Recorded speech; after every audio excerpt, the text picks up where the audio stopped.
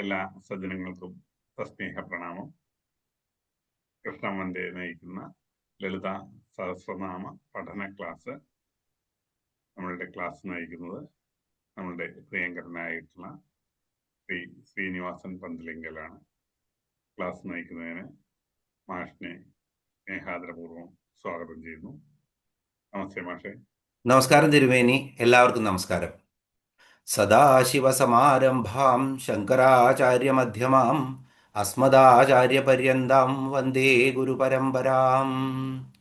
ഗജാനനം ഭൂതഗണാതിസേവിതം കപിത്തജംഭൂബലസാരഭക്ഷിതം ഉമാസുതം ശോകവിനാശകാരണം നമാമി വിഘ്നേശ്വരപാദപങ്കജം. ഗുരുർബ്രഹ്മാ ഗുരുർവിഷ്ണുർഗുരുർദേവോ മഹേശ്വര, ഗുരു സാക്ഷാത് പരബ്രഹ്മ തസ്മൈ ശ്രീ ഗുരുവേ നമഃ. വെള്ളപ്പളുങ്കു നിറമൊത്ത വിദഗ്ധരൂപി കള്ളം കളഞ്ഞു കമലത്തിലെഴുന്ന ശക്തി, വെള്ളത്തിലെ തിരകൾ തള്ളിവരും കണക്കെന്നുള്ളത്തിൽ വന്നു വിളയാടുക സരസ്വതീ നീ.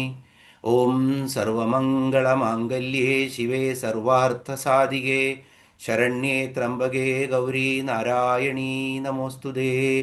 ഓം മഹാദേവ്യൈ നമഃ. ഓം ശ്രീമാത്രേ നമഃ. എല്ലാവർക്കും ഒരിക്കൽ കൂടി സ്വാഗതം. നമ്മൾ 27ാമത്തെ ക്ലാസ്സാണ് ഇന്ന് ലളിതാ സഹസ്രനാമത്തിൻ്റെ. അധികം സമയമൊന്നും ചെലവാക്കാതെ നമുക്ക് അടുത്ത ശ്ലോകത്തിലേക്ക് പോവാം. 72 ശ്ലോകങ്ങളും 320 നാമങ്ങളുമാണ് നമ്മൾ ഇതുവരെ കണ്ടത്. 73ാമത്തെ ശ്ലോകത്തിലേക്ക് നമുക്ക് പ്രവേശിക്കാം. കാമ്യാ കാമകലാരൂപ കദംബകുസുമപ്രിയ കല്യാണീ ജഗദീ കന്ദ കരുണാരസസാഗര. കാമ്യാ കാമകലാരൂപ കദംബകുസുമപ്രിയ കല്യാണീ ജഗദീ കന്ദ കരുണാരസസാഗര.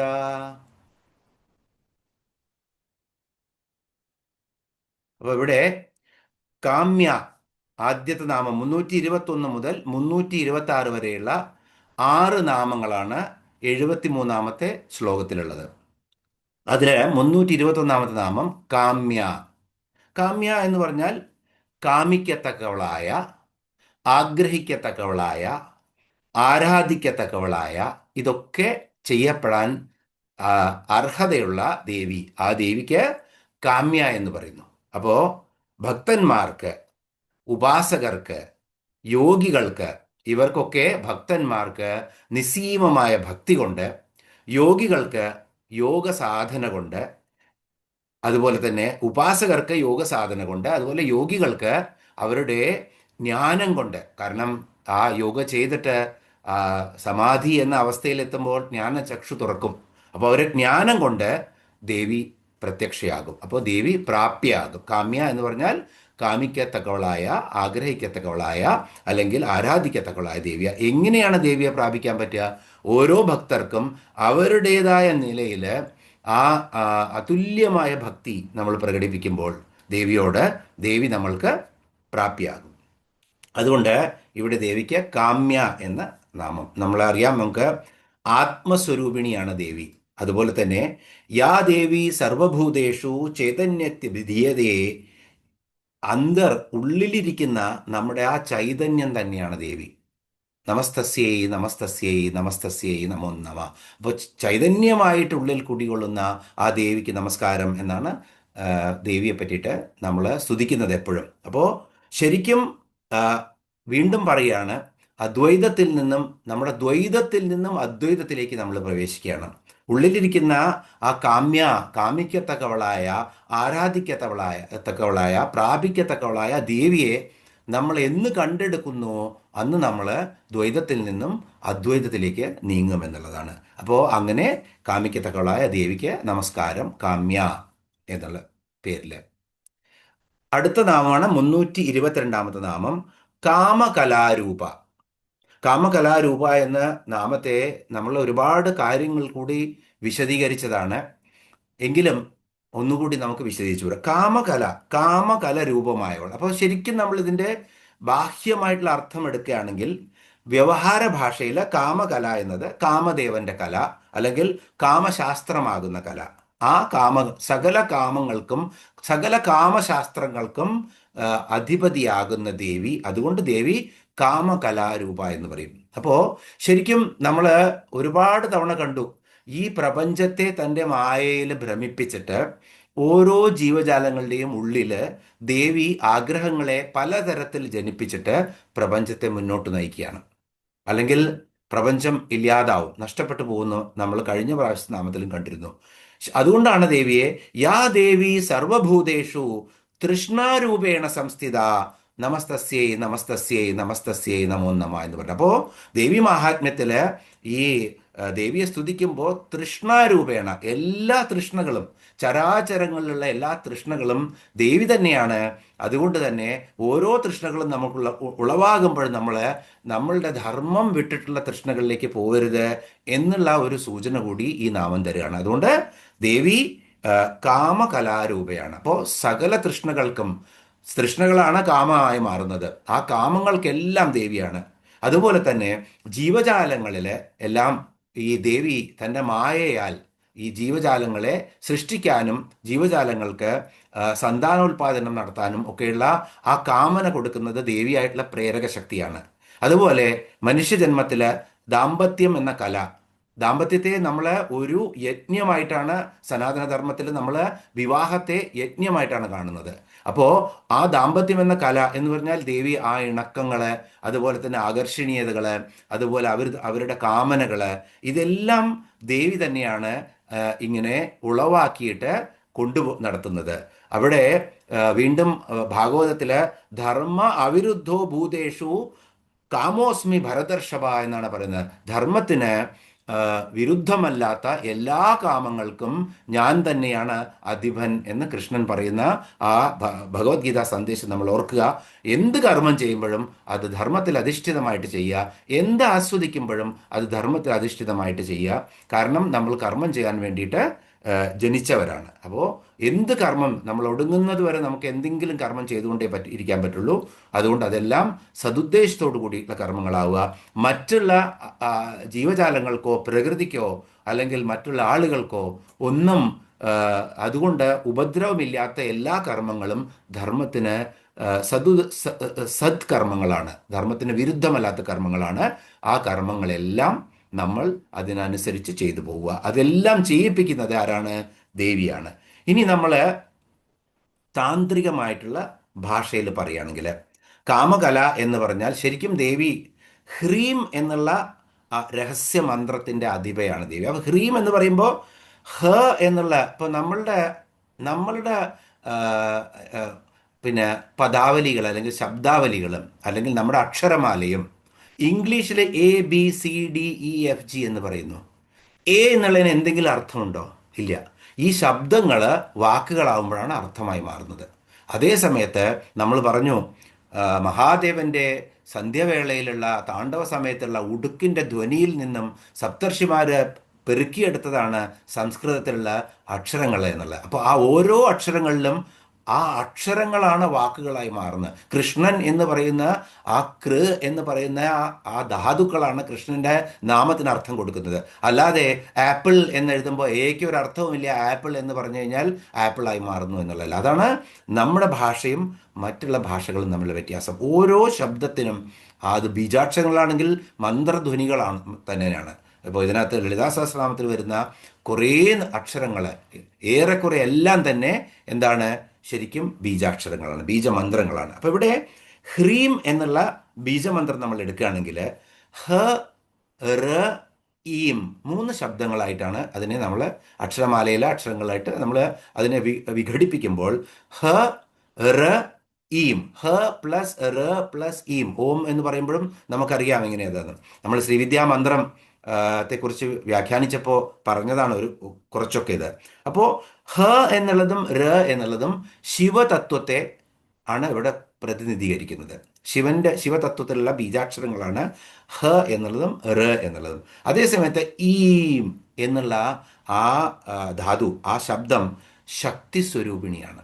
അപ്പോൾ ശിവതത്വത്തിന് ശക്തി കൊടുക്കുന്ന ഹ്രീം എന്നുള്ള മന്ത്രത്തിന്റെ ആ ശക്തിയായി നിൽക്കുന്നത് ഈം എന്നുള്ള ശബ്ദമാണ്, അത് ദേവിയാണ്. അപ്പൊ ഇവിടെ ശിവന് ശക്തി കൊടുക്കുന്ന, അപ്പൊ ഇത് കാമകല എന്ന് പറഞ്ഞാൽ തന്നെ രഹസ്യജ്ഞാനമാണ്. അത് ശരിക്കും നമുക്ക് കിട്ടേണ്ടത് ഗുരുമുഖത്ത് നിന്നും രഹസ്യമായിട്ട് ശിഷ്യന് കൊടുക്കേണ്ടതാണത്. പക്ഷെ നമ്മൾ ഇതിനെക്കുറിച്ച് ഈ നാമം വന്നതുകൊണ്ടും ഈ നാമം നമ്മൾ ചൊല്ലുന്നത് കൊണ്ടും ഈ നാമത്തിനെ പറ്റി പലതവണ നമ്മൾ പറഞ്ഞതുകൊണ്ടും നമ്മൾ അതിനെ ഒന്ന് എക്സ്പ്ലെയിൻ ചെയ്യാൻ ശ്രമിക്കുകയാണ്. അപ്പോൾ രഹസ്യജ്ഞാനമായിട്ടുള്ളതാണ്. അപ്പൊ ശിവശക്തി, ഇത് രണ്ടും ശിവന് ശക്തി കൊടുക്കുന്ന ആ കാരണമാണ് ഇവിടെ എന്ത്, കാമകല. അപ്പൊ കാമകലയെ നമ്മൾ നോക്കുകയാണെങ്കിൽ 89ാമത്തെ നാമത്തിൽ നമ്മൾ മൂലകൂടത്രയ കളേബര എന്നുള്ള നാമം കണ്ടു. അപ്പൊ കൂടത്രയം എന്തെന്ന് നമ്മൾ അപ്പൊ പഠിച്ചതായിരുന്നു. വാഗ്ഭവകൂടം, മധ്യകൂടം, ശക്തികൂടം. അപ്പോ ദേവിയുടെ തന്നെ ശരീരം എടുക്കുകയാണെങ്കിൽ, അല്ലെങ്കിൽ ശ്രീവിദ്യാ മന്ത്രം, ആ ശ്രീവിദ്യാ മന്ത്രത്തിന്റെ മുഖഭാഗമാണ് വാഗ്ഭവകൂടം, അല്ലെങ്കിൽ വദനമാണ് വാഗ്ഭവകൂടം, ശിരോഭാഗമാണ് വാഗ്ഭവകൂടം, മധ്യകൂടം ശരീരമായി മാറുന്നു, ശക്തികൂടം ശരീരത്തിന് കീഴെ നാഭിസ്ഥാനത്തിന് കീഴെയുള്ള സ്ഥലം. ഇങ്ങനെ 3 കൂടങ്ങളായിട്ട് നമ്മൾ ഈ 89ാമത് നാമത്തിൽ കാമകലയുടെ രൂപം ഈ 3 കൂടങ്ങളായിരിക്കുന്നു നമ്മൾ കണ്ടു. അപ്പൊ ശരിക്കും നോക്കുകയാണെങ്കിൽ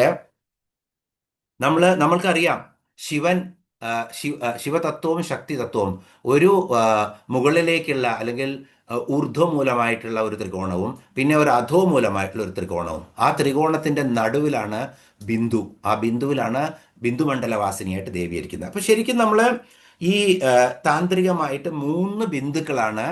പ്രപഞ്ചമാണെങ്കിലും ശരീരമാണെങ്കിലും ഈ ബ്രഹ്മാണ്ടമാണെങ്കിലും ആ 3 ബിന്ദുക്കളിൽ നിന്നാണ് എല്ലാം പരിണമിക്കുന്നത്. അപ്പൊ എല്ലാം ചുരുങ്ങി ചുരുങ്ങി ചുരുങ്ങി വരുമ്പോൾ ഇപ്പൊ നമുക്കറിയാം 10 കൈകളുള്ള ദേവൻ എന്ന് പറഞ്ഞു കഴിഞ്ഞാൽ ആ ദേവൻ നമ്മൾക്ക് പെട്ടെന്ന് ഒരുപാട് കോമ്പറേറ്റ് ചെയ്യാൻ പറ്റുന്ന ദേവനാണ്.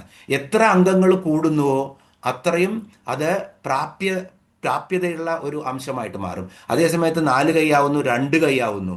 അപ്പോൾ അത് വീണ്ടും ചെറുതായി ചെറുതായി വരികയാണ്. അപ്പൊ അതിന്റെ വ്യാപ്തി ബ്രഹ്മാണ്ഡ വ്യാപ്തിയാണ്. അതുപോലെ തന്നെ ബിന്ദുമണ്ഡലവാസിനിയായിരിക്കുന്ന ദേവി ശരിക്കും ഒരു ഊർധ്വബിന്ദു, ആ മുകളിലെ ത്രികോണത്തിന്റെ ആദ്യത്തെ ബിന്ദു എന്ന് നമുക്ക് എടുക്കാം. ആ ബിന്ദുവിന് താഴെ വിലങ്ങനെ 2 ബിന്ദുക്കള്, അത് നമുക്ക് മധ്യകൂടത്തിലാണ് എന്ന് നമുക്കിവിടെ എടുക്കാം. അതിൻ്റെ താഴെ വീണ്ടും 2 ബിന്ദുക്കള്, അത് ശരിക്കും ശക്തികൂടമാണ്. അപ്പോൾ ആദ്യത്തെ ആ ബിന്ദുവാണ് ഈശ്വരൻ എന്ന് പറയുന്നത്. അത് ശരിക്കും ഈശ്വര സ്വരൂപിയായിട്ടുള്ള ചൈതന്യമാണത്.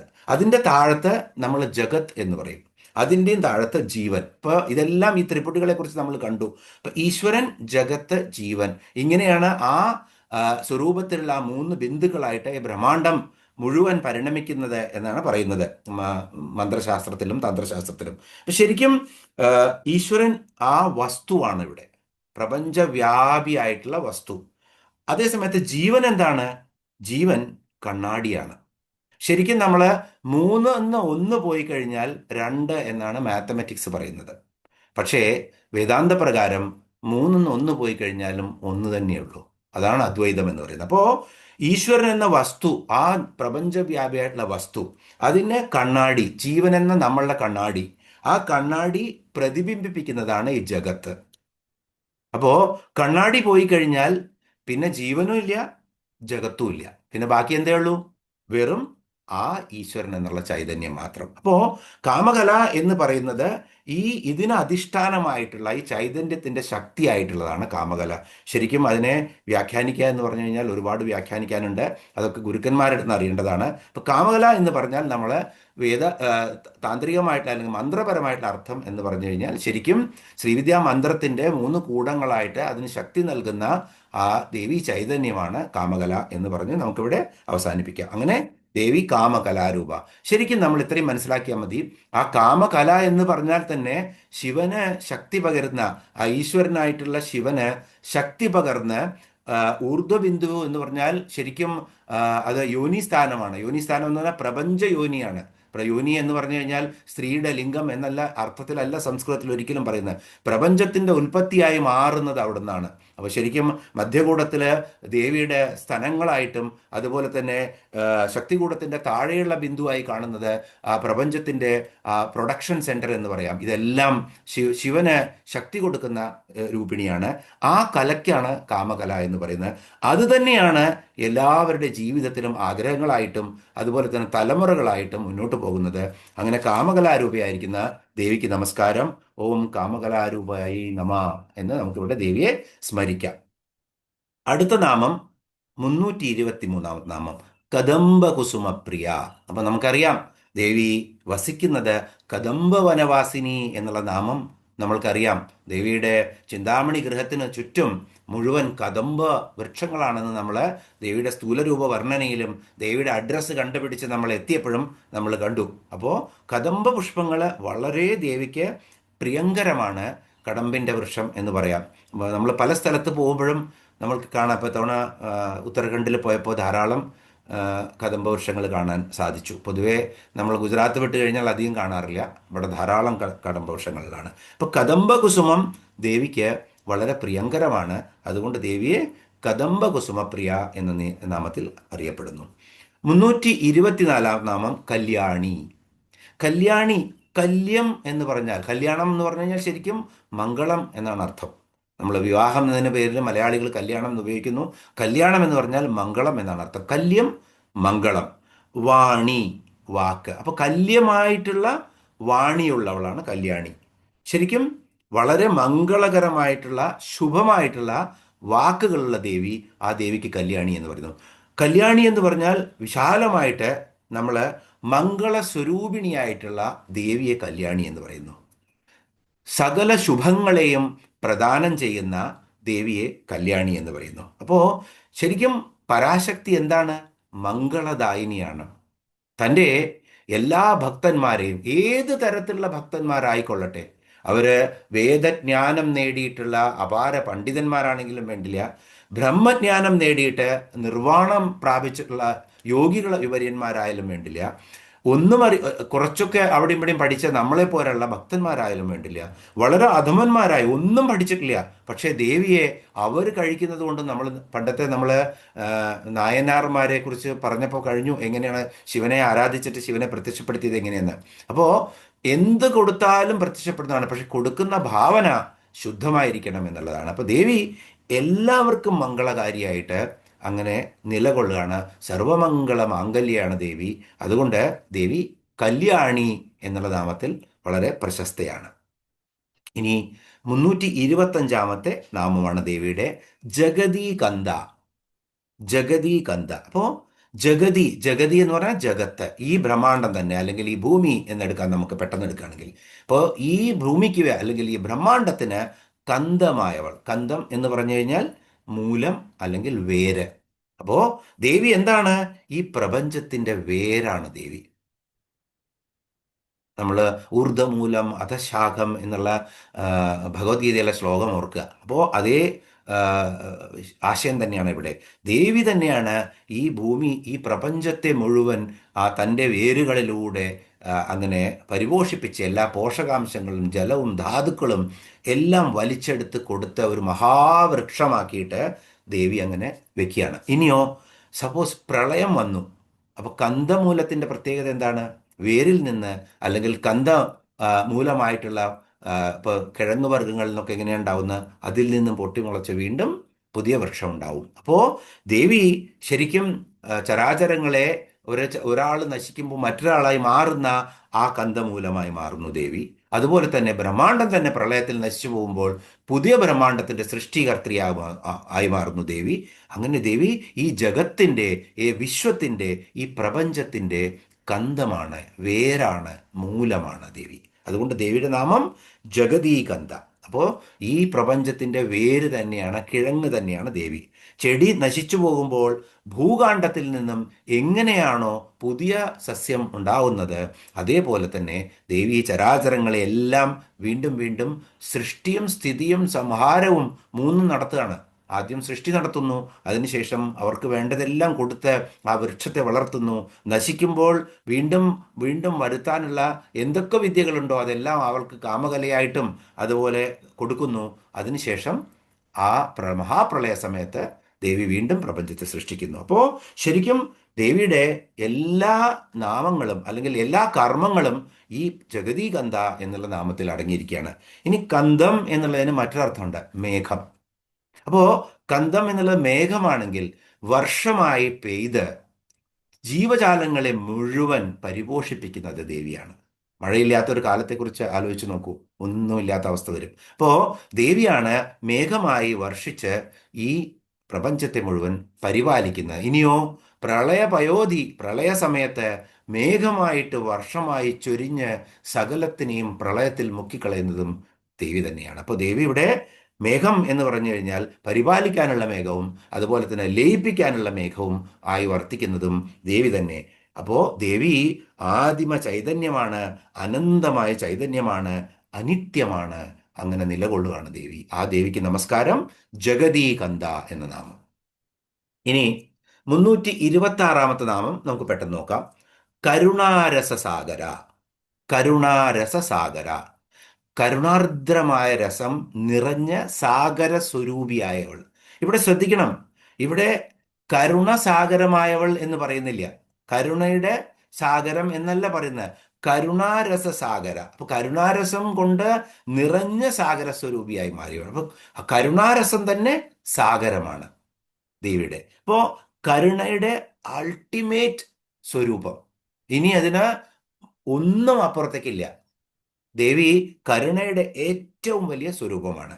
ശരിക്കും കരുണക്കടലെന്ന് പറയാതെ തന്നെ കരുണാരസത്തിന് കടലായവൾ എന്ന് പറയുന്നത് തന്നെ കലർപ്പില്ലാത്ത ദേവിയുടെ കരുണ ഇവിടെ നമുക്ക് കാണിച്ചു തരുവാണ് വശിന്യാദി വാഗ്ദേവതകള് കരുണാരസ സാഗര എന്ന നാമം കൊണ്ട്. അപ്പോ ശരിക്കും എന്താണ് നമ്മൾ അജ്ഞത കൊണ്ട് അല്ലെങ്കിൽ അവിവേകം കൊണ്ട് അല്ലെങ്കിൽ അപ്രാപ്തി കൊണ്ടൊക്കെ ചെയ്യുന്ന എന്തെല്ലാം നമ്മൾ അധാർമികമായിട്ട് എന്തെങ്കിലും ചെയ്യുന്നുവോ അതൊക്കെ അജ്ഞാനം കൊണ്ടാണെങ്കിലും അവിവേകം കൊണ്ടാണെങ്കിലും അപ്രാപ്തി കൊണ്ടാണെങ്കിലും നമ്മൾ ശരിക്കും അറിഞ്ഞുകൊണ്ട് ചെയ്യുന്ന തെറ്റല്ലാതെ അറിയാതെ വരുന്ന എല്ലാ തെറ്റുകളും പുറത്ത് ആ കൃത്യലോപത്തിനും അതുപോലെ തന്നെ ധാർമ്മിക ലോപത്തിനും ഒക്കെ മാപ്പ് കൊടുക്കുന്നവളാണ് ദേവി. അതുകൊണ്ട് ദേവി കരുണാരസസാഗര എന്നാണ്. ഉപാസകരുടെ വിഷമങ്ങളിലൊക്കെ ദേവി വളരെ ആർദ്രതയോടുകൂടി അവരെ നോക്കും. നോക്കിയതിന് ശേഷം അവരെ എങ്ങനെ മോക്ഷത്തിലേക്ക് നയിക്കാം, നശ്വരമായിട്ടുള്ള കാര്യങ്ങൾ മാത്രമല്ല, ദേവിയുടെ ശരിക്കും ഒരമ്മയുടെ ആഗ്രഹം എന്തായിരിക്കും, എങ്ങനെ എൻ്റെ കുട്ടിയെ എങ്ങനെ മോക്ഷത്തിലേക്ക് നയിക്കാം. ദേവി അത് തന്നെയാണ് ദേവി എപ്പോഴും ശ്രമിച്ചുകൊണ്ടിരിക്കുന്നത്, തൻ്റെ എല്ലാ ചരാചരങ്ങളെയും മോക്ഷസിദ്ധിയിലേക്ക് നയിക്കുക എന്നുള്ള കരുണ സാഗരമായിരിക്കുന്നവളാണ് ദേവി.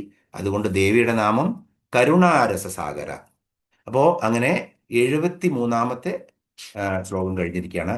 കാമ്യാ കാമകലാരൂപ കദംബ കുസുമപ്രിയ കല്യാണി ജഗതി കന്ദ കരുണാരസസാഗര. ഇനി 74 ശ്ലോകം നമുക്ക് നോക്കാം.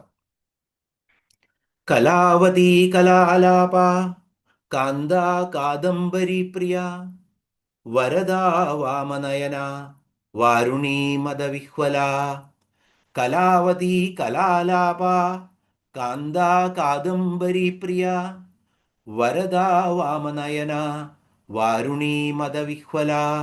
ഇവിടെ 327 മുതൽ 333 വരെയുള്ള 7 നാമങ്ങളാണ് 74 ശ്ലോകത്തിലുള്ളത്.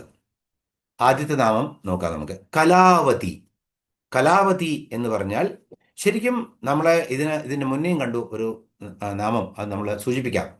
എല്ലാ കലകളോടും കൂടിയവളാണ്, കലാവതിയാണ് ദേവി. 64 കലകളെക്കുറിച്ച് നമ്മൾ ചതുഷ്ഷഷ്ടി കലാമയി എന്ന 236 നാമത്തിൽ വളരെ വിശദമായിട്ട് ചർച്ച ചെയ്തു. 64 കലകളുണ്ട് എന്നുള്ളത്, എല്ലാം വരും അതിനകത്ത്. ഇനി ഈ ബ്രഹ്മാണ്ടത്തിലുള്ള ഒരു കലകളും ബാക്കി നിൽക്കില്ല. സംഗീതം കണ്ണുകൊണ്ട് കാണുന്ന കലകളാണെങ്കിലും കാതുകൊണ്ട് കേൾക്കുന്ന കലകളാണെങ്കിലും അതുകൊണ്ട് വായ കൊണ്ട് നമ്മൾ പ്രകടിപ്പിക്കുന്ന കലകളാണെങ്കിലും അതുപോലെ തന്നെ അഭ്യാസങ്ങളാണെങ്കിലും ശാസ്ത്രങ്ങളാണെങ്കിലും കെമിസ്ട്രി ആണെങ്കിലും എന്താണെങ്കിലും നെയ്ത്താണെങ്കിലും തുന്നലാണെങ്കിലും നഖം വെട്ടലോ കേശാലങ്കാരമോ ഇനി ഒന്നുമില്ല. നമ്മൾ പറഞ്ഞു സാന്ദീപനി ആശ്രമത്തിൽ നമ്മൾ ഉജ്ജയിനിൽ പോകുമ്പോൾ പോകുമ്പോൾ നമുക്ക് കാണാൻ പറ്റും സാന്ദീപനി ആശ്രമത്തിൽ 64 കലകൾ ഏതൊക്കെയാണ് എന്നുള്ളത് വളരെ കൃത്യമായിട്ട് ആ, ഏ, കാണിച്ചിരിക്കുന്നത്. ഓരോ കലകളെയും എക്സ്പ്ലെയിൻ ചെയ്തിട്ട് 64 കലകളും അവിടെ ഡെപ്പിക്റ്റ് ചെയ്ത് വെച്ചിട്ടുണ്ട്. അപ്പോൾ എപ്പോൾ സാന്ദീപനി ആശ്രമത്തിൽ പോകുമ്പോഴും സമയമെടുത്തിട്ട്, പലപ്പോഴും നമ്മളിത് ഇതെന്താ വായിക്കാനുള്ളതുകൊണ്ട് ഓടും, നമ്മൾ വിസ്മയിച്ചു പോവും. നമ്മൾക്ക് ആലോചിക്കാൻ പോലും പറ്റില്ല. ഗോൾഡ് സ്മിത്തോ ബ്ലാക്ക് സ്മിത്തോ ഇനി ഒന്നും ബാക്കിയില്ല. എല്ലാ കലകളും അതിനകത്ത് വരും. ഇനി മോഡേൺ ആർട്സ് അതൊക്കെ വരും അതിനകത്ത്. അപ്പോൾ ഇതെല്ലാം കൂടിയിട്ടുള്ള 64 കലകളാണ്. ആ 64 കലകളും അതുപോലെ തന്നെ ശരിക്കും 14 വിദ്യകളുമുണ്ട്. 14 വിദ്യകൾ ഏതൊക്കെയാണ്? അത് നമ്മൾ കണ്ടതാണ്. 4 വേദങ്ങൾ, ഋഗ്യജ സാമ അഥർവ വേദങ്ങൾ, 6 വേദാംഗങ്ങൾ, ശിക്ഷ, നിരുത്തം, വ്യാകരണം, കൽപ്പം, ഛന്ദസ്, ജ്യോതിഷം, ഇങ്ങനെയൊക്കെ വരുന്ന 6 വേദാംഗങ്ങൾ, 4 ഉപവേദങ്ങൾ. 4 ഉപവേദങ്ങൾ ആയുർവേദം, ധനുർവേദം, ഗന്ധർവവേദം ആൻഡ് സ്ഥാപത്യവേദം. സ്ഥാപത്യവേദം എന്ന് പറഞ്ഞു കഴിഞ്ഞാൽ ആർക്കിടെക്ചർ. ഇപ്പോൾ ബിൽഡിങ്ങുകൾക്ക് ഉള്ളിലൊക്കെ എങ്ങനെ സ്ട്രക്ചർ കൊടുക്കണം, എങ്ങനെ ഫർണിച്ചർ അലങ്കരിക്കണം എന്നുള്ള ആർക്കിടെക്ചറിനാണ് പറയുന്നത് സ്ഥാപത്യ, സംസ്കൃത വാക്കാണ്. അപ്പോൾ ഈ 4 ഉപവേദങ്ങൾ, അപ്പോൾ ആയുർവേദവും ആർക്കിടെക്ചർ അടക്കം വേദങ്ങളായിട്ടാണ് നമ്മൾ കാണുന്നത്. ഇതൊക്കെ എഴുതി വെച്ചതാണ്. അതിനെക്കുറിച്ച് ഒരു നാമം വരുമ്പോൾ കൂടുതലായിട്ട് ചർച്ച ചെയ്യാം. അപ്പോൾ 4 ഉപവേദങ്ങൾ. ഇനിയോ 2 ദർശനങ്ങൾ, മീമാംസയും വേദാന്തവും. രണ്ടും 2 ദർശനങ്ങളാണ്. ഈ 2 ദർശനങ്ങളാണ് നമ്മളുടെ സനാതനധർമ്മത്തെ മുന്നിലോട്ട് നയിക്കുന്നത്. അപ്പോൾ ഇതെല്ലാം ശാസ്ത്രമാണ്. ശാസ്ത്രമല്ല പുരാണം, ശാസ്ത്രമല്ല. പുരാണത്തെ നമ്മൾ കഥകളിലൂടെ വേദത്തെയും അതുപോലെ തന്നെ മറ്റുള്ള കാര്യങ്ങളെയൊക്കെ കഥാരൂപത്തിൽ നമ്മുടെ മനസ്സിലേക്ക് പതിപ്പിക്കുകയാണ്. അതിൻ്റെയൊക്കെ അടിസ്ഥാനപരമായിട്ടുള്ള ശാസ്ത്രം ഈ കാണുന്ന 64 കലകളും 14 വിദ്യകളും ഒക്കെയാണ്. വേദങ്ങളും വേദങ്ങളും അതുപോലെ തന്നെ വേദാംഗങ്ങളും ഉപവേദങ്ങളും ദർശനങ്ങളുമാണ് എല്ലാം ശാസ്ത്രമായിട്ടിരിക്കുന്നത്. അപ്പോൾ ഇതിനെല്ലാറ്റിനും എല്ലാം ദേവി തന്നെയാണ്. അതുകൊണ്ട് ദേവിയുടെ എല്ലാ കലകളും ദേവിയാണ്. അതുകൊണ്ട് ദേവിയുടെ നാമം കലാവതി. ഇനിയോ ശരിക്കും കല എന്ന് പറഞ്ഞാൽ നമുക്ക് ശരിക്കും ഒരു കാലം, ഒരു മെഷർമെന്റ് ആണ്. കാലത്തിന്റെ ഒരു മെഷർമെന്റ് ആണ്, ഒരു അളവുകോലാണ്, ഒരു കാലവിഭാഗമാണ് കല എന്ന് പറയുന്നത്. ഒരു കല എന്ന് പറഞ്ഞാൽ 30 കാഷ്ഠ സമയം കൂടിക്കഴിഞ്ഞാലാണ് ഒരു കല എന്ന് പറയുന്നത്. 30 കാഷ്ഠയാണ് ഒരു കല.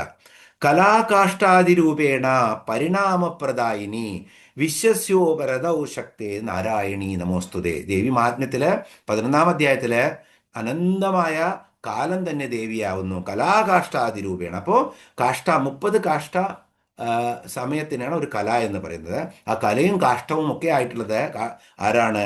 അനന്ത കാലത്തിൻ്റെ രൂപിണി തന്നെയാണ് ദേവി. അതുകൊണ്ട് ദേവിയെ കലാവതി എന്ന് പറയുന്നത്. അപ്പം നേരത്തെ നമ്മൾ കണ്ടു എന്തുകൊണ്ടാണ് ദേവിയെ കലാവതി എന്ന് പറയുന്നത് എന്ന്.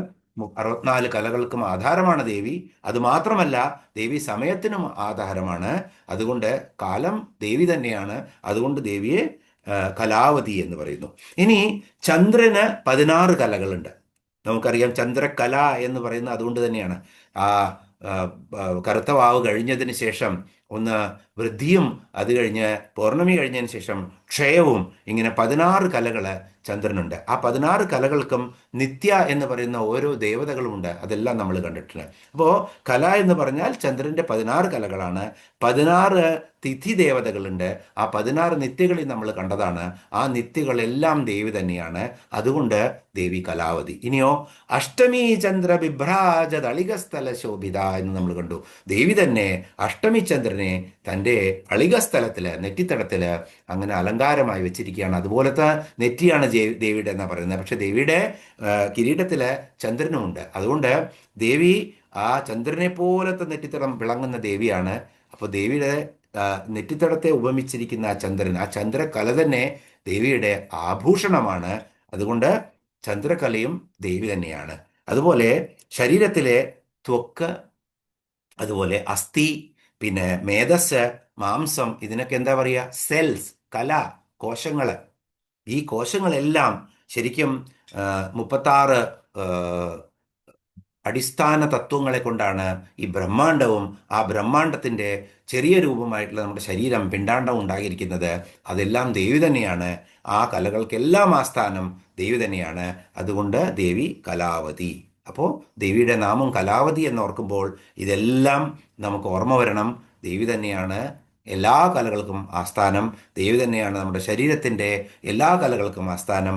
ദേവി തന്നെയാണ് ചന്ദ്രനായി വിളങ്ങുന്നത്. ദേവി തന്നെയാണ് എന്ന് അനന്തമായ കാലവും ദേവി തന്നെയാണ് എന്നുള്ളത് ഓർക്കുക. അപ്പോൾ ഈ നാമങ്ങളൊക്കെ പലയിടത്തും നമ്മൾ നാരായണീ സ്തുതി വായിക്കുമ്പോഴും ഒക്കെ ഈ നാമങ്ങളിൽ വരുമ്പോൾ ശരിക്കും നമ്മളിതെല്ലാം ഇതിനെ കോംപ്രഹെൻഡ് ചെയ്യാൻ ശ്രമിക്കണം. ഇതിൻ്റെ അർത്ഥം എന്താണെന്ന് അറിയാൻ നമ്മൾ ശ്രമിക്കണം. അതുകൊണ്ട് പെട്ടെന്ന് ഈ എല്ലാം ഓർമ്മയിൽ വരണം എന്ന് സൂചിപ്പിക്കാനാണ് ഇത്രയും അർത്ഥങ്ങൾ പറയുന്നത്. ഇനി 328 നാമം കലാലാപ.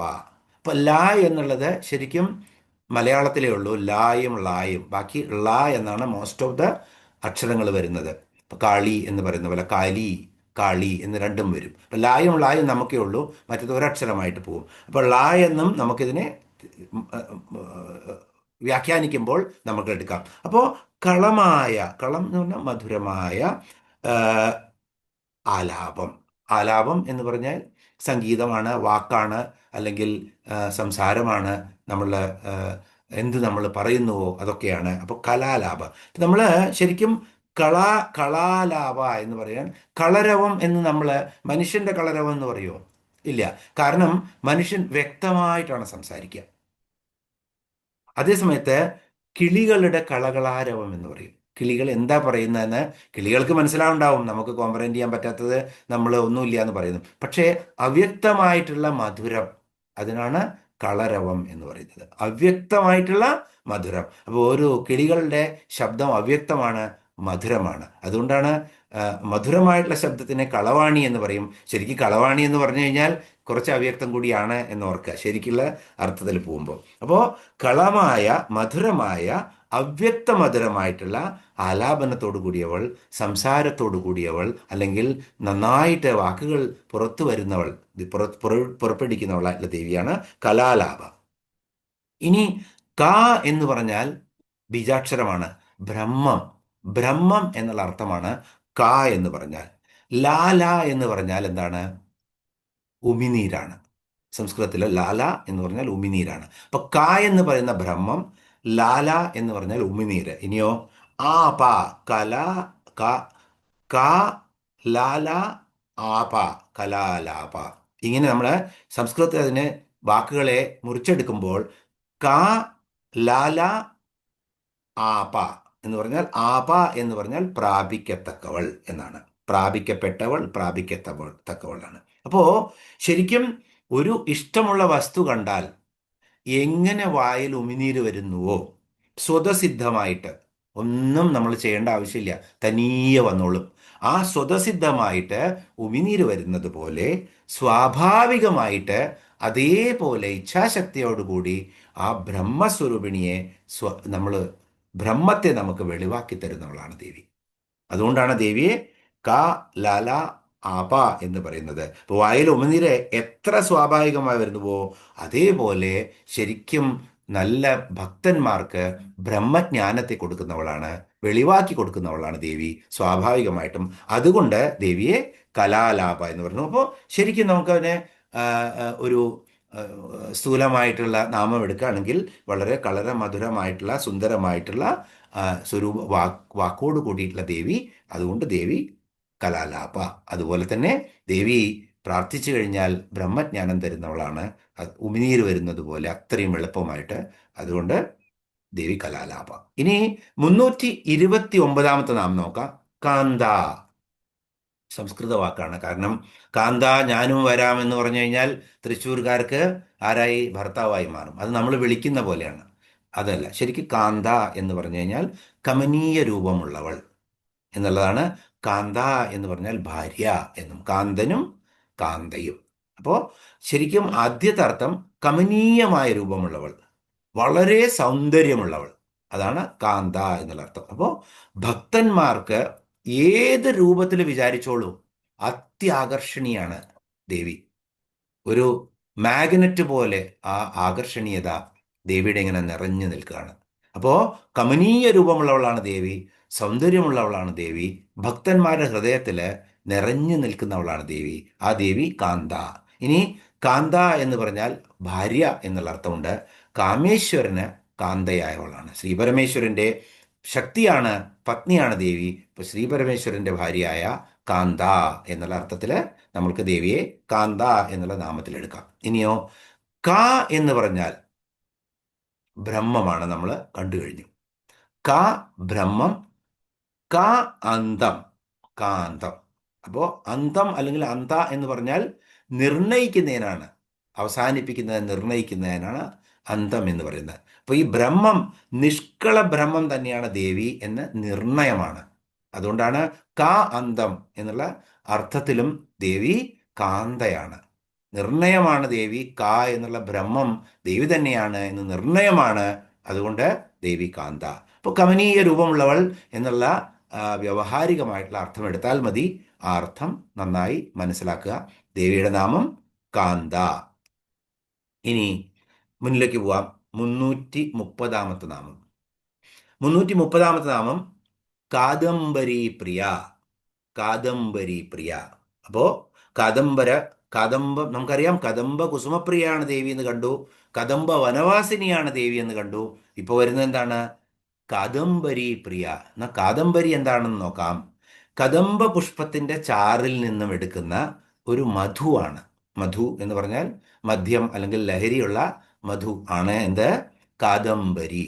അപ്പോ കദംബ പുഷ്പത്തിന്റെ ചാറിൽ നിന്നുണ്ടാക്കുന്ന മദ്യമാണ് കാദംബരി. അപ്പൊ എല്ലാം ആ വൃക്ഷം ദേവിക്ക് ഇഷ്ടമാണ്, ദേവിക്ക് ആ പുഷ്പം ഇഷ്ടമാണ്, ദേവിക്ക് ആ പുഷ്പത്തിൽ നിന്ന് എടുക്കുന്ന ആ മദ്യം പോലും ഇഷ്ടമുള്ളതാണ്. അതുകൊണ്ട് ആ മധു പ്രിയമുള്ളവളാണ് ദേവി. അതുകൊണ്ട് ദേവി കാദംബരി പ്രിയ എന്നുള്ള നാമത്തിൽ അറിയപ്പെടുന്നു. ഇവിടെ ശരിക്കും നമ്മൾ പണ്ടും പറഞ്ഞിട്ടുണ്ട്, ഇവിടുത്തെ മധു ബ്രഹ്മാനന്ദമാണ്. നമ്മൾക്കറിയാം, കുണ്ടലിനി ശക്തിയെ നമ്മൾ ഉയർത്തി ഉയർത്തി സഹസ്രാരത്തിലെത്തി ദേവി പരമശിവനുമായിട്ട് അങ്ങനെ ആ ലീല, ആ നടനമാടുമ്പോൾ ഓരോ സാധകന്റെ ഓരോ സെല്ലും ഓരോ കലയും അങ്ങനെ ആ അമൃത വർഷം കൊണ്ട് കുളിക്കപ്പെടുകയാണ്. അതാണ് ഏറ്റവും അൾട്ടിമേറ്റ്. അപ്പോൾ ആൾട്ടേർഡ് കോൺഷ്യസ്നെസ് എന്നാണ് പറയുക അതിന്. ഇപ്പോൾ ബ്രഹ്മാണ്ഡ പുരാണത്തിൽ ദേവിയുടെ മഹാത്മ്യം പറയുന്ന സമയത്ത് പറയുന്നുണ്ട്, ദേവി ഞാൻ ഇതൊന്ന് കുടിക്കട്ടെ എന്നിട്ട് നിന്നെ കാണിച്ചു തരാമെന്ന് രാക്ഷസനോട് പറയുന്നുണ്ട്. അപ്പോൾ അവിടെ മതിച്ച് മദ്യപാനം ചെയ്യുന്ന ദേവി, ശരിക്കും ദേവിയുടെ ആൾട്ടേർഡ് കോൺഷ്യസ്നെസ് വേണം, എന്നാലാണ് ആസുരിക ശക്തികളെ കൊല്ലാൻ പറ്റുള്ളൂ. നമ്മൾ നൈമിഷികമായിട്ട് മദ്യപാനം നടത്തിയിട്ട് നൈമിഷികമായിട്ട് കുറച്ചൊക്കെ ആ ബോധത്തെ ഇല്ലാതാക്കാൻ ശ്രമിക്കുകയാണ്. അത് ശാശ്വതമല്ല. അപ്പൊ ഇവിടെയൊക്കെ പറയാൻ ഉദ്ദേശിക്കുന്നത് എന്താ വെച്ചാൽ, ദേവി പല സമ്പ്രദായങ്ങളിലും ദേവിയുടെ ആരാധകരുണ്ട്. അപ്പോൾ ഇവിടെ ശരിക്കും ഓൾട്ടേർഡ് കോൺഷ്യസ്നെസ് എന്നുള്ള നിലയിലാണ് സാധകൻ എടുക്കേണ്ടത്. അപ്പോൾ ആ മധുപാനം ബ്രഹ്മാനന്ദ ലഹരിയാണ്. നമ്മൾ കണ്ടു, പീത്വാ പീത്വാ പുനഃപീത്വാ യാവത് പതതി ഭൂതലേ ഉത്ഥാപയ പുനഃപീത്വാ പുനർജന്മന വിദ്യതേ എന്ന് നമ്മൾ ആ ഹോട്ടലിൽ എഴുതിയിരിക്കുന്ന കുളാർണവ തന്ത്രത്തിലത്തെ ശ്ലോകം കണ്ടു. നമ്മൾ വീണ്ടും വീണ്ടും കുടിക്കൂ. അപ്പോൾ സാധാരണക്കാരൻ എന്താണ്? ബാറിൽ എഴുതി വെച്ച ശ്ലോകമാണ്. കുടിക്കുക, പിന്നെയും കുടിക്കുക, ഭൂമിയിൽ വീഴുന്നവരെ കുടിക്കുക, അത് കഴിഞ്ഞ് ലഹരി ഇറങ്ങിക്കഴിഞ്ഞാൽ എണീറ്റ് നിൽക്കുക, പിന്നെയും കുടിക്കുക, പുനർജന്മം ഇതൊക്കെ ചെയ്തു കഴിഞ്ഞാൽ നിനക്ക് പുനർജന്മമൊന്നും ഉണ്ടാവില്ല എന്നുള്ളതാണ് പറയുന്നത്. അല്ലെങ്കിൽ പുനർജന്മം ഇല്ല, അത് മിഥ്യയാണ് എന്നുള്ളതാണ് സാധാരണക്കാരൻ അതിൻ്റെ അർത്ഥം. പക്ഷെ നമ്മൾക്കറിയാം, കുണ്ടലിനിയെ നമ്മൾ മൂലാധാര ചക്രത്തിൽ നിന്നും അങ്ങനെ ആ സഹസ്രാരത്തിലേക്ക് എത്തിക്കുമ്പോൾ ആ അമൃതധാര അത് കുടിച്ചിട്ട് പീത്വ ലഹരിയിൽ മുങ്ങിയിട്ട് വീണ്ടും നമ്മൾക്ക് കർമ്മത്തിലേക്ക് തിരിച്ചു വരാൻ വേണ്ടി മൂലാധാരത്തിലേക്ക് നമ്മൾ ഭൂമിയുടെ എലിമെൻ്റാണ് മൂലാധാരം. മൂലാധാര ചക്രത്തിലേക്ക് നമ്മൾ തിരിച്ചു വരുമ്പോൾ വീണ്ടും എപ്പോൾ സന്ദർഭം കിട്ടുന്നുവോ വീണ്ടും വീണ്ടും ഉത്ഥാപയ, വീണ്ടും എഴുന്നേൽക്കൂ, എന്നിട്ട് വീണ്ടും സഹസ്രാരത്തിലേക്ക് തൻ്റെ പ്രാണനെ അങ്ങനെ ഒരുപാട് പ്രാവശ്യം ആ ആത്മജ്ഞാനത്തിൻ്റെ ആ ബ്രഹ്മാനന്ദ അനുഭൂതി നുകർന്നു കഴിഞ്ഞാൽ പിന്നെ പുനർജന്മം ഉണ്ടാവില്ല എന്നുള്ളത് തീർച്ചയാണ്. നിങ്ങൾക്ക് ബേഡാപ്പാറോ ജായക എന്നുള്ളതാണ് ആ ശ്ലോകത്തിൻ്റെ അർത്ഥം. പക്ഷെ നമ്മളെ പോലത്തെ ആളുകൾ അത് ബാറിൽ ഉപയോഗിക്കും. അതുതന്നെയാണ് ഇവിടെ കാദംബരി പ്രിയ എന്ന് പറഞ്ഞാൽ. പക്ഷേ വേറൊരു കാര്യം ഇവിടെ നമ്മൾ നോക്കുകയാണെങ്കിൽ, പല സമ്പ്രദായങ്ങളിലും ദേവിയെ ആരാധിക്കുന്നുണ്ട്. ഇപ്പോൾ ദേവി സർവമയിയാണ്. നമ്മൾ കണ്ടു, ദേവിക്ക് ഒരു ഭേദഭാവവുമില്ല. അപ്പോൾ ഭക്തരുടെ മനസ്സ് നിറഞ്ഞ് ആര് ആരാധിക്കുന്നുവോ, അത് സാത്വികമാകട്ടെ, രാജസമാകട്ടെ, താമസമാകട്ടെ, അപ്പോൾ ഒന്നും അറിയാത്ത ആ കാട്ടാളൻ താൻ കുടിക്കുന്ന മദ്യവും താൻ കഴിക്കുന്ന പന്നിയിറച്ചിയും കൊണ്ടാണ് ശിവലിംഗത്തിനെ അർച്ചിച്ചത്. എന്നിട്ട് ആ ബ്രാഹ്മണനല്ല ദർശനം കിട്ടിയത്. ആർക്കാണ് കിട്ടിയത്? ആ കാട്ടാളനാണ് കിട്ടിയത്. കാരണം അപ്ലിക്കേഷൻ അത്രയായിരുന്നു.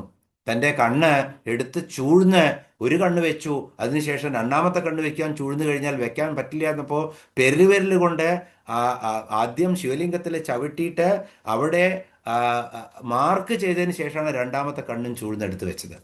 അപ്പോൾ ഇതാണ് ശരിക്കും എന്ത് കഴിക്കുന്നു എന്നുള്ളതല്ല, ഏത് ഭക്തിയോടുകൂടി ദേവിക്ക് സമർപ്പിക്കുന്നു. പല സ്ഥലങ്ങളിലും ഉണ്ട്. കാമാഖ്യ അമ്പലത്തിലൊക്കെ പോയി കഴിഞ്ഞാൽ നിറച്ച് ആടുകളെ, മുട്ടനാടുകളെ കാണാം നമുക്ക് അവിടെ നിറച്ച്. അതെല്ലാം ഓരോ ആഗ്രഹങ്ങൾക്കും വേണ്ടി ഓരോരുത്തരെ എനിക്കിത് കഴിഞ്ഞു കഴിഞ്ഞാൽ ഞാൻ ഈ ആടിനെ കൊടുക്കാം. അപ്പോൾ പലപ്പോഴും കാമാഖ്യയിലത്തെ പ്രസാദമായിട്ടുള്ളത് ആടിനെ പൂജിച്ചിട്ടുള്ള ആടിൻ്റെ ഇറച്ചി അവിടെ പൂജാദ്രവ്യമായി കൊടുക്കും. അതുകൊണ്ട് അവിടെ നമ്മൾ പൂജയ്ക്കുള്ള നമ്മൾ പ്രസാദം വാങ്ങിക്കില്ല, അവിടുത്തെ പ്രസാദമാണ്. പലരും ഇതിനെ തിരിച്ചു കൊണ്ടുപോവുകയും ചെയ്യുക. അതിനുശേഷം കുറേ കാലം അവിടെ വിട്ടതിന് ശേഷം അവരത് ജനങ്ങൾക്കൊക്കെ കൊടുക്കും. അപ്പോൾ ഇത് എന്തും തെറ്റാണ്. അല്ലെങ്കിൽ അപ്പോൾ നമ്മൾ ആ, ആ, അശ്വമേധം എന്ന് പറഞ്ഞു കഴിഞ്ഞാൽ അശ്വത്തിനെ വിട്ടതിന് ശേഷം ആ യാഗാശ്വത്തിനെ തന്നെ ആണ് മേധിക്കുന്നത്, അതിനെ തന്നെയാണ് വധിക്കുന്നത്. അപ്പം ഇതിനൊക്കെ ശാസ്ത്രീയമായിട്ടുള്ള അർത്ഥങ്ങൾ കൊടുത്തിട്ടുണ്ട്. അപ്പം നമ്മൾ അതിനെക്കുറിച്ച് കൂടുതൽ ചിന്തിച്ചിട്ട് അല്ലോ ഇവൻ വഷളനാണ്, അവൻ്റെ പൂജ ശരിയല്ല, അല്ലെങ്കിൽ ഇവൻ മദ്യം കൊടുക്കുന്നു ദേവിക്ക്, അല്ലെങ്കിൽ ഇവൻ ഇറച്ചി കൊടുക്കുന്നു, ഇതൊന്നും നമ്മൾ പറയേണ്ട ആവശ്യമില്ല. നമ്മൾ ഏത് രീതിയിൽ ദേവിയെ ആരാധിക്കുന്നുവോ അത് ശരിക്കും മനസാലെ ചെയ്യണം, അർപ്പണ മനോഭാവത്തോടുകൂടി ചെയ്യണം. അപ്പോൾ ദേവി പ്രസാദിക്കും. കാരണം എല്ലായിടത്തും ദേവിയുണ്ട് എന്നുള്ളത് ഓർക്കുക. അപ്പോൾ ആ ശ്ലോകം പീത്വ പീത്വ എന്നുള്ളത് ഓർത്തു കഴിഞ്ഞാൽ ഇത് വളരെ ക്രിയമാകും. അപ്പോൾ കാദംബരി പ്രിയ എന്ന് പറഞ്ഞാൽ ദേവി ഈ കദംബ പുഷ്പത്തിന്റെ ചാറിൽ നിന്നുമുള്ള ആ മധുപാനം ചെയ്ത് അതിൽ വളരെയധികം ഇഷ്ടമുള്ളവളാണ് ദേവി. അതുകൊണ്ട് ദേവി കാദംബരി പ്രിയ എന്ന നാമത്താൽ പ്രശസ്തയാണ്. ഇനിയോ 331 നാമം വരദ. വരദ, വരദ എന്ന് പറഞ്ഞാൽ വരങ്ങൾ ദാനം ചെയ്യുന്നവൾ. ദേവി എന്ത് വേണമെങ്കിൽ തരും, അമ്മയാണ് ദേവി. അപ്പോൾ ത്രിമൂർത്തികൾക്ക് പോലും വരങ്ങളൊക്കെ കൊടുക്കുന്നവളാണ് ദേവി. നമ്മൾ കണ്ടു ത്രിമൂർത്തികളൊക്കെ ദേവിയെ ആരാധിക്കാൻ എങ്ങനെ നിൽക്കുന്നത്, ദേവന്മാരെങ്ങനെ വന്നിരിക്കുന്നത് ദേവിയുടെ കാൽക്കല് എന്നൊക്കെ നമ്മൾ ഒരുപാട് ശ്ലോകങ്ങളിൽ കണ്ടു. അപ്പോൾ വരദായിനിയാണ് ദേവി. അപ്പോൾ ദേവിയുടെ ശങ്കരാചാര്യ സ്വാമികള് സൗന്ദര്യലഹരിയിലെ 4ാമത്തെ ശ്ലോകത്തിൽ നിങ്ങൾക്കൊക്കെ കൂടുതൽ പരിചയമായിരിക്കും. പറയുന്നുണ്ട് തുതന്യാം പാണിഭ്യാം എന്നുള്ള ശ്ലോകത്തിൽ എന്താണ് പറയുന്നത്? ദേവിക്ക് കൈകൊണ്ട് കൊടുക്കേണ്ട ആവശ്യമൊന്നുമില്ല. ത്രിമൂർത്തികൾക്കൊക്കെ കൈകൊണ്ട് കൊടുക്കണം. അവരിങ്ങനെ അഭയമുദ്രയിലിരിക്കും ചിലവർ, അല്ലെങ്കിൽ ചിലവർ ഇങ്ങനെ ഇരിക്കും. അതൊന്നും ദേവിക്ക് ആവശ്യമില്ല. ദേവി എങ്ങനെ ഇരുന്നാലും, നാക്ക് പുറത്തിട്ടിരുന്നാലും വേണ്ടില്ല, ശൂലം കയ്യിൽ പിടിച്ചിരുന്നാലും വേണ്ടില്ല, ദേവിയുടെ പാദരേണു മതി. കാലുകൊണ്ട് ദേവിക്ക് സകലർക്കും എല്ലാം കൊടുക്കാൻ പറ്റും. അതുകൊണ്ട് ദേവി എല്ലാ ആഗ്രഹങ്ങളും ദേവിക്ക് തൻ്റെ കാൽപാദങ്ങളിലെ ധൂളി മാത്രം മതി, അല്ലെങ്കിൽ ആ പാദം മാത്രം മതി. ദേവിക്ക് ഒരു മുദ്രയുടെയും ആവശ്യമില്ല എന്നാണ് ആചാര്യസ്വാമികൾ ദേവിയെപ്പറ്റി പറയുന്നത്. അപ്പോൾ ദേവിയുടെ പാദങ്ങളെ ആശ്രയിച്ചാൽ തന്നെ എല്ലാ കാമനകളും പൂർണ്ണമാവും, മോക്ഷമാർഗത്തിലേക്കുള്ള ആ വഴി തുറന്നു കിട്ടും എന്നാണ് പറയുന്നത്. അപ്പോൾ നാരായണീ സ്തുതിയിലെ അവസാനം എന്താണ് പറയുന്നത്? ഞാൻ വരദയായിട്ട് പ്രസാദിച്ചു നിൽക്കുകയാണ്. ഇപ്പോൾ ലോകോപകാരമായിട്ടുള്ള എന്ത് കാര്യം നിങ്ങൾക്ക് വേണമെങ്കിലും എന്നോട് ചോദിക്കൂ എന്നാണ് ദേവന്മാരോട് ദേവി പറയുന്നത്. അപ്പോൾ ദേവന്മാര് എന്താണ് പറയുന്നത്? അസ്മത് വൈരി വിനാശനം എന്നാണ് പറയുന്നത്. എൻ്റെ എല്ലാ വൈരികളെയും എപ്പോഴെപ്പോൾ ഈ 3 ലോകത്തിലും ഞങ്ങൾക്ക് ശത്രുക്കൾ ഉണ്ടാവുന്നുവോ അസ്മത്ത് വൈരി വിനാശനം, ഞങ്ങളുടെ വൈരികളെ നശിപ്പിക്കണം. അപ്പോൾ ഓരോ യുഗത്തിലും ദേവി പറഞ്ഞു കൊടുക്കുന്നുണ്ട്, ഞാൻ ഈ യുഗത്തിലെ ഈ രൂപത്തിൽ വന്ന ഈ അസുരനെ വധിക്കും എന്ന് ദേവി മഹാത്മ്യത്തിലെ 11ാമത്തെ അധ്യായത്തിൽ നാരായണി സ്തുതിയുടെ അവസാനത്തിൽ ദേവി പറയുന്നുണ്ട്. ഇതൊക്കെ വായിക്കുമ്പോൾ അതിൻ്റെ അർത്ഥം കൂടി മനസ്സിലാക്കാൻ ശ്രമിക്കുക. അപ്പോൾ നമുക്ക് കുറച്ച് കൂടുതൽ നന്നായിട്ട് മനസ്സിലാകുന്നില്ല. അപ്പോൾ അങ്ങനെയുള്ള വരദയാണ് ദേവി. ആ വരദയായ ദേവിക്ക് നമസ്കാരം. ഓം വരദായേ നമ എന്ന് പറഞ്ഞ് ദേവിയെ ഇവിടെ നമുക്ക് നമസ്കരിക്കാം. ഇനി 332 നാമം വാമനയന.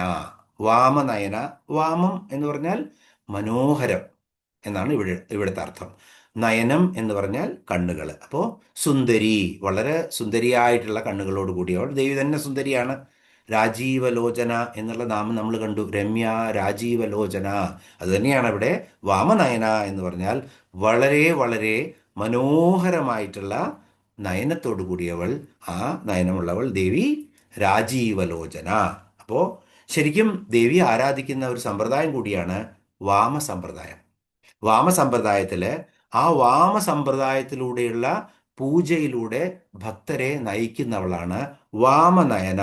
വാമം നയതീതി വാമനയന. അപ്പോ വാമസമ്പ്രദായത്തിലൂടെ ഭക്തരെ സന്മാർഗത്തിലേക്ക് നയിക്കുന്നവൾ, അല്ലെങ്കിൽ മോക്ഷമാർഗത്തിലേക്ക് നയിക്കുന്നവളാണ് ദേവി. അതുകൊണ്ട് ദേവിയുടെ നാമം വാമനയന എന്നിവിടെ ഉണ്ട്. അപ്പോൾ വാമം എന്ന് പറഞ്ഞാൽ മറ്റൊരർത്ഥം കർമ്മഫലത്തിനെ വാമം എന്ന് പറയും. അപ്പോൾ എന്ത് കർമ്മങ്ങളും ചെയ്യാൻ ജീവജാലങ്ങളെ നയിക്കുന്നത് ദേവിയാണ്. അപ്പോൾ ആ കർമ്മഫലം കൊടുക്കുന്നതും ദേവിയാണ്. അതുകൊണ്ട് കർമ്മം ചെയ്യിപ്പിക്കുന്നതും ദേവിയാണ്. വാമം എന്ന് പറഞ്ഞാൽ കർമ്മഫലമാണ്. ആ കർമ്മഫലത്തിൻ്റെയൊക്കെ ദാത്രിയും അത് കൊടുക്കുന്നവളും ദേവിയാണ്. അപ്പോൾ ദേവി ഇല്ലാതെ ഒന്നുമില്ല എന്നുള്ളത് ധാരാളം നമ്മൾ കണ്ടു. അതുകൊണ്ട് ദേവി തന്നെയാണ് എല്ലാം. കർമ്മഫലം കൊടുക്കുന്നവൾ ദേവി. ഇനി 333 നാമമാണ് വാരുണി മദവിഹ്വല. വാരുണി മദവിഹ്വല. ഇവിടെ വാരുണി എന്ന് പറഞ്ഞാൽ ഈന്തപ്പനയിൽ നിന്നും എടുക്കുന്ന ഒരു തരത്തിലുള്ള മധുപാനമാണ് വാരുണി എന്നുള്ളത്. അപ്പൊ ഈന്തപ്പനയിൽ നിന്ന് നമുക്കൊക്കെ അറിയാം, തെങ്ങിൻ്റെയോ കരിമ്പനയുടെയോ ഈന്തപ്പനയുടെയോ ഒക്കെ വാറ്റിയെടുത്ത്, അതിൻ്റെ ചാറ് വാറ്റിയെടുത്ത്, അതിൻ്റെ പൂങ്കുലയിൽ നിന്നും ചാറ് വാറ്റിയെടുത്ത് മധു ഉണ്ടാക്കുന്നുണ്ട്. അവിടെ ഒരു തരത്തിലുള്ള ഈന്തപ്പനയിൽ നിന്നുണ്ടാക്കുന്ന ആ മദ്യമാണ് വാരുണി എന്ന് പറയുന്നത്. അപ്പോൾ വാരുണി മദം എന്ന് പറഞ്ഞു കഴിഞ്ഞാൽ ആനന്ദം. അങ്ങനെ ആ പരമാനന്ദത്തിൽ നിൽക്കുന്ന അവസ്ഥയ്ക്കാണ് മദം എന്ന് പറയുന്നത്. വിഹ്വല എന്ന് പറഞ്ഞാലോ ബാഹ്യപദാർത്ഥങ്ങളിൽ നിന്നും ഉള്ള സ്മരണ മുഴുവൻ മാറിയിട്ട് ഇരിക്കുന്നതാണ്. ബാഹ്യപദാർത്ഥങ്ങളിൽ ഒന്നും സ്മരണയില്ലാതെ ഇരിക്കുന്നത്. ഇപ്പോൾ വാരുണി മദവിഹ്വല ഇതൊക്കെ പറഞ്ഞു തരാൻ നമുക്ക് വീണ്ടും ആ ശ്ലോകം തന്നെ പോകണം. ഒരാൾ ധാരാളം മധുപാനം ചെയ്തു കഴിഞ്ഞാൽ അദ്ദേഹത്തിന് റോഡാണെന്നോ മെത്തയാണെന്നോ ഒന്നും ഉണ്ടാവില്ല. ബാഹ്യപദാർത്ഥങ്ങളിൽ നിന്നുള്ള തൽക്കാലത്തിന് ഒരു അരമുക്കാൽ മണിക്കൂർ നേരം ഒന്നും അറിയാതെ അയാൾ അവിടെ കിടക്കും. അതാണ് സ്വാത്മാനന്ദം അനുഭൂതിയായിട്ടുള്ള ദേവി. ആ ദേവിയെ പ്രാപിച്ചു കഴിഞ്ഞാൽ, വാരുണി എന്നുള്ള അവസ്ഥയെ പ്രാപിച്ചു കഴിഞ്ഞാൽ, ആൾട്ടേർഡ് കോൺഷ്യസിനെ ആ അവസ്ഥയിൽ നമ്മൾക്ക് ആ ബാഹ്യപ്രപഞ്ചത്തിലുള്ള നമ്മുടെ ഇന്ദ്രിയങ്ങളുടെ വിഹാരം മുഴുവൻ നമ്മൾക്ക് ബന്ധിക്കാൻ പറ്റും. എന്നിട്ട് നമ്മളുടെ സത്കർമ്മങ്ങളിലേക്കും സദ്ഗതിയിലേക്കും പോകും എന്നുള്ളതാണ്.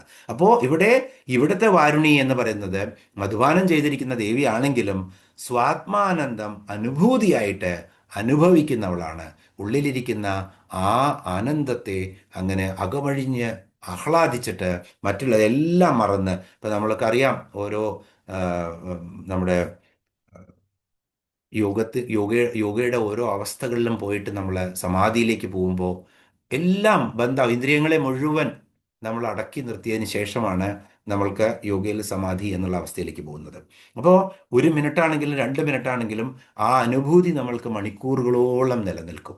അതാണ് വാരുണി മദവിഹ്വല എന്ന് പറയുന്നത്. ഇനി വാരുണി മാൻ എന്ന് പറഞ്ഞാൽ ശേഷനാഗത്തിനെ വാരുണി മാൻ എന്ന് പറയും. അപ്പൊ ആദ്യത്തെ അർത്ഥമാണ് ഇവിടെ ഏറ്റവും പ്രോമിനന്റ് ആയിട്ടുള്ളത്. പക്ഷേ നമുക്ക് മറ്റുള്ള അർത്ഥങ്ങളും കാണാം. വാരുണിമാൻ എന്ന് പറഞ്ഞാൽ ശേഷനാഗത്തിനെ, അനന്തനെയാണ് പറയുന്നത്. അപ്പോൾ 1000 ഫണങ്ങളാണ് അനന്തനുള്ളത്.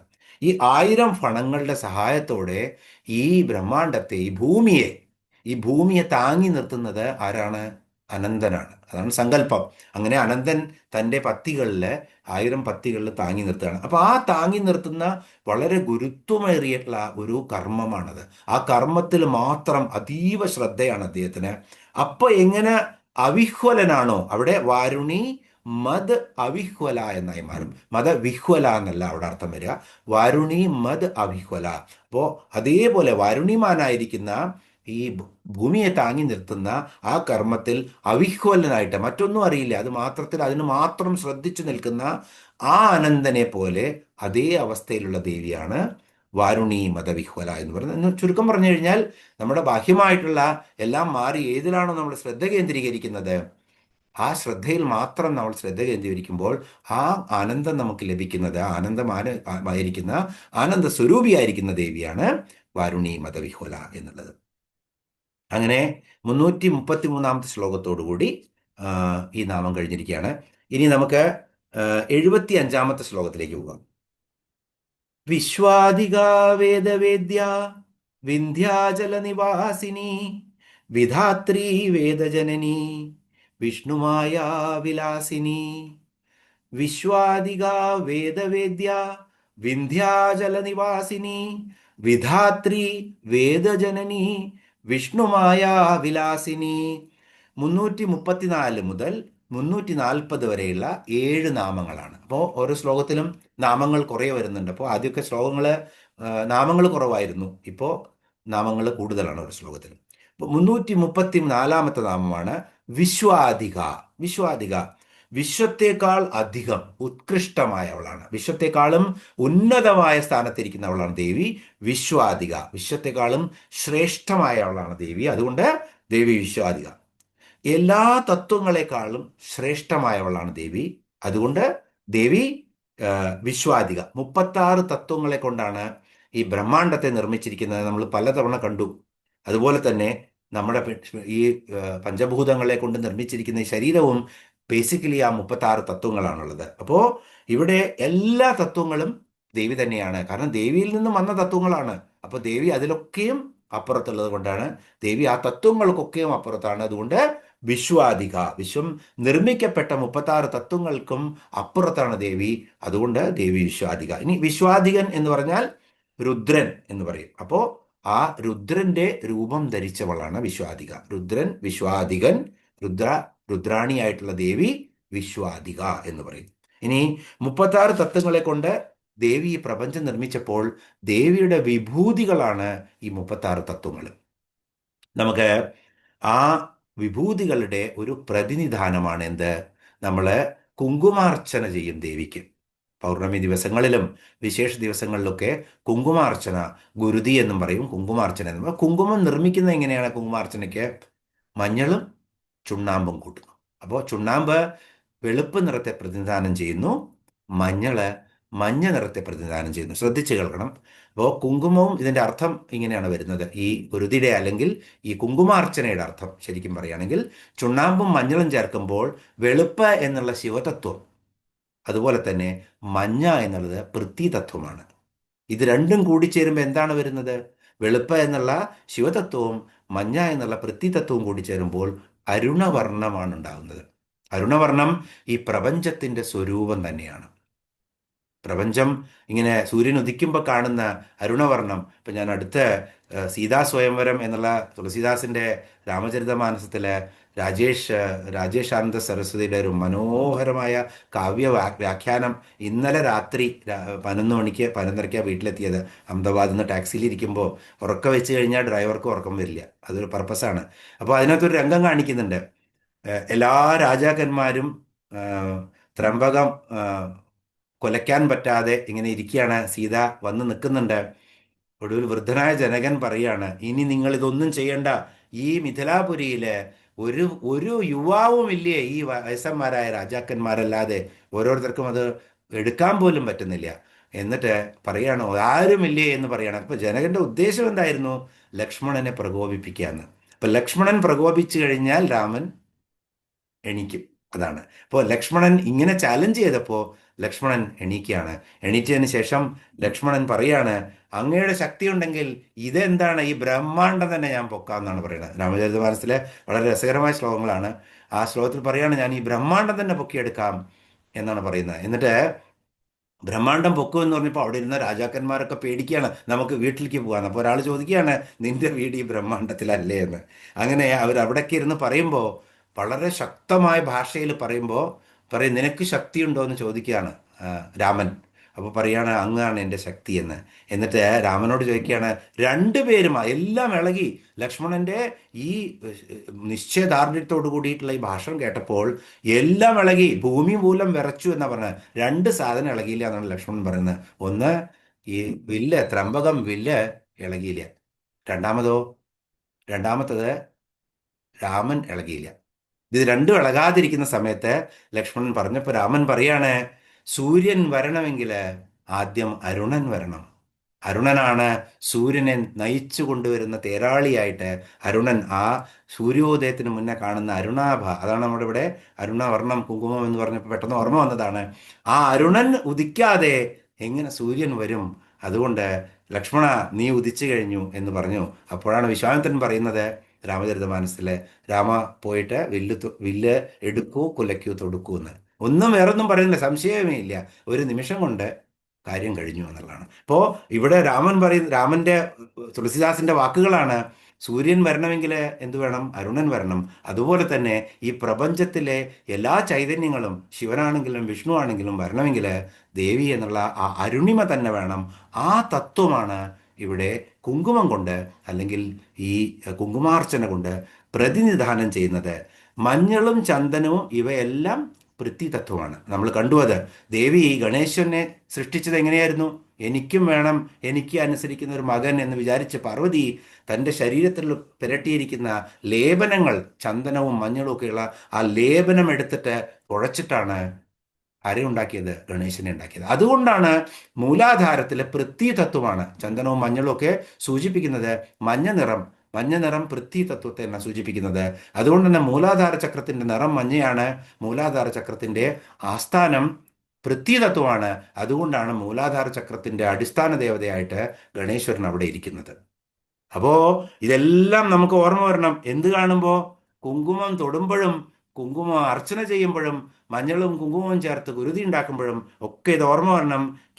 ശിവൻ മുതൽ പൃഥ്വിതത്വം വരെയുള്ള, എന്ന് വെച്ച് കഴിഞ്ഞാൽ വെളുപ്പ് ആയിട്ടുള്ള ചുണ്ണാമ്പ് മുതൽ മഞ്ഞയായിട്ടുള്ള പൃഥ്വിതത്വം വരെയുള്ള എല്ലാ 36 തത്വങ്ങളെയും കൂട്ടിയോജിപ്പിച്ച് ഈ ബ്രഹ്മാണ്ടത്തെ സൃഷ്ടിക്കുന്നത് ദേവിയാണ്. ആ ദേവി എത്ര വലിയതാണ്! ഈ പ്രപഞ്ചം ദേവിക്ക് അലങ്കാരമാണ്, ഭൂഷണമാണ്. നെറ്റിയിലിട്ടിരിക്കുന്ന ഒരു കുങ്കുമം മാത്രമാണെന്ന് ഓർക്കുക. ബാക്കി ഒന്നുമില്ല. ഈ പ്രപഞ്ചം ദേവിയുടെ നെറ്റിലിട്ടിരിക്കുന്ന ഒരു കുങ്കുമം മാത്രമാണ്. ഈ ബ്രഹ്മാണ്ടങ്ങളെയെല്ലാം ദേവിയുടെ കുങ്കുമ സ്വരൂപം മാത്രമാണ്. ഇതൊക്കെ കുങ്കുമാർച്ചന ചെയ്യുമ്പോഴും കുങ്കുമക്കുറി തൊടുമ്പോഴും ഒക്കെ ഓർക്കുക. അപ്പോൾ ദേവി തിളങ്ങി പ്രസാദിക്കും. അതുകൊണ്ട് ദേവി, എന്താണ് ദേവിയുടെ നാമം? വിശ്വാധിക എന്നുള്ള നാമം. വിശ്വാധിക എന്നുള്ളത് ഇനി മറന്നു പോകരുത്. വിശ്വത്തെക്കാൾ ശ്രേഷ്ഠമാണ്. വിശ്വം നിർമ്മിക്കുന്നത് 36 തത്വങ്ങളാണ്. 36 തത്വങ്ങൾ എന്ന് പറഞ്ഞു കഴിഞ്ഞാൽ ശിവതത്വം മുതൽ പൃഥ്വിതത്വം വരെയുള്ള 36 തത്വങ്ങളാണ്. ശിവനെ പ്രതിനിധീകരിക്കുന്നത് ഇവിടെ ചുണ്ണാമ്പ വെളുത്ത കളറാണ്. അതുപോലെ തന്നെ പൃഥ്വിതത്വത്തെ മഞ്ഞളാണ്. അത് രണ്ടും കൂട്ടിയോജിക്കുമ്പോൾ ദേവി എന്ന അരുണിമ ഉണ്ടാകുന്നു എന്നുള്ളതാണ് ഇവിടെ. വളരെ സിംബോളിക്കാണ് ഈ കാര്യങ്ങളൊക്കെ.